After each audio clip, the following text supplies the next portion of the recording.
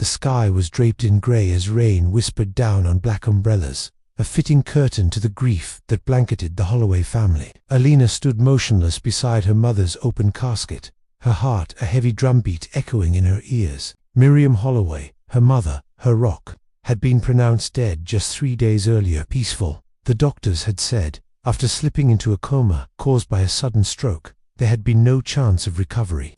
The casket was adorned with white lilies and framed photos of a vibrant woman now stilled by time. But as the minister began the service, something tugged at Elena's chest. She stepped forward, drawn to her mother's face, to pink, to serene.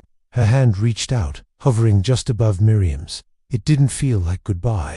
Something was wrong. She leaned closer, peering past the layers of grief clouding her vision. Her breath hitched. Had her mother's chest just moved? A slight rise, maybe her imagination. But then again, unmistakably, another shallow breath. No, she whispered, her pulse quickening. Desperation bubbled up inside her as she placed her fingertips on her mother's wrist warm. A chill ran through her as she gasped, eyes wide. "She's not dead," Alina murmured, louder this time. "She's breathing." The funeral director frowned. The guests stared. The minister paused mid-sentence. "Someone call for help," Alina cried, louder now, panic sharpening her voice. "She's still alive." Disbelief turned to chaos as the crowd surged. A nurse among the mourners rushed forward, checked the pulse, and confirmed it faint, but present. The casket that should have closed on Miriam's final goodbye had become the place where her life stirred once more.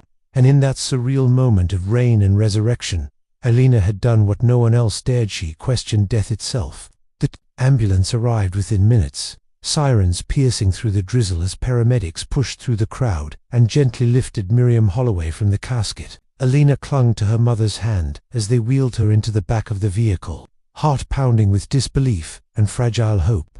At the hospital, a flood of medical staff took over, running tests and scans, and by the time the sun broke through the clouds outside, the impossible had been confirmed. Miriam had suffered from a rare condition called catalepsy, which mimicked death so closely it had fooled both doctors and family alike. She had been conscious, trapped within her body, hearing the world mourn her as if it were all over. When Miriam finally opened her eyes in the ICU, her gaze found Elena's, and tears welled silently down both their faces. "I heard you," Miriam whispered, voice hoarse. "You saved me." Alina sobbed into her mother's hand, overwhelmed by the miracle. They had been gifted a second chance that so few ever get.